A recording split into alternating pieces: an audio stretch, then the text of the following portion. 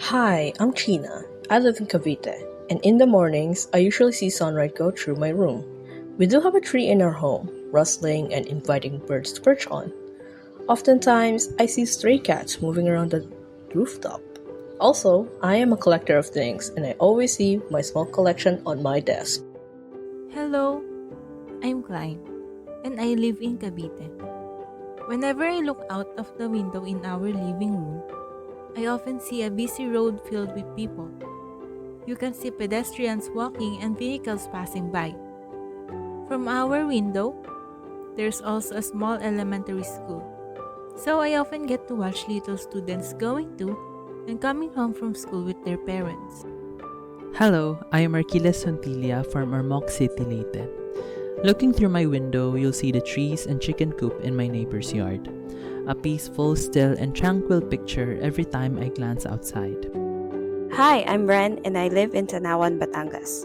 Outside my window, you can see a vacant lot with overgrown grass and plants. Hi, I'm Faith. I live in Calamba. My room is covered in a green haze in the mornings due to the protective cover from the construction going on. There's not much to see from my room, just the exposed roof and the sounds of loud machines welding and sawing away. Well, sometimes this fat ginger cat will try to enter. And this is a glimpse of our lives. Different windows, different lives. It's quite the challenge. I deal with international clients and my internet line is regularly physically disconnected, but I work around it by studying or doing tasks in between breaks, and I go to nearby cafes to mooch off their free Wi-Fi. My window is a filter, turning the harsh reality of noise and chaos into a soft green dream by morning, and by night, unexpected joy arrives in the form of a cat. I think communication can sometimes be a challenge when it comes to remote learning because we live in different areas and have different time zones, perhaps even different wake up times. Windows are not simply for seeing what the world outside is, it's also a way to frame your future.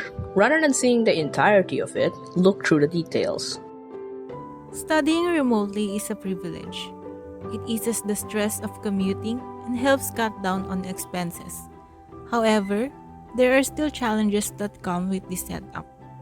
Studying alone can be difficult. You need classmates, peers, and professors to accompany and support you throughout your college journey. Even though I consider myself independent, at the end of the day, I still need people to keep me going.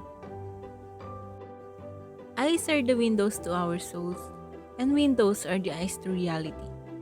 They witness countless untold struggles by night and quiet victories by morning.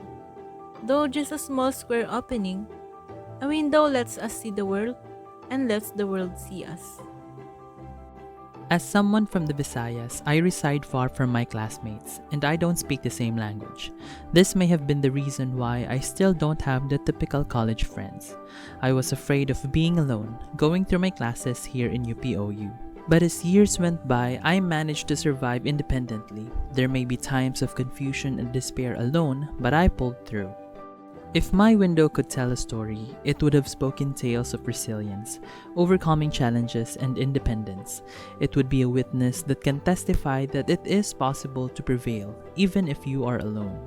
Having a full-time job is a challenge to balance work and studies. So being able to learn remotely in a somewhat self-paced manner is a blessing. I can study anywhere as long as there is internet access. However, it's not a walk in the park. It takes discipline, flexibility, and choosing to push through, even though some days can be really exhausting.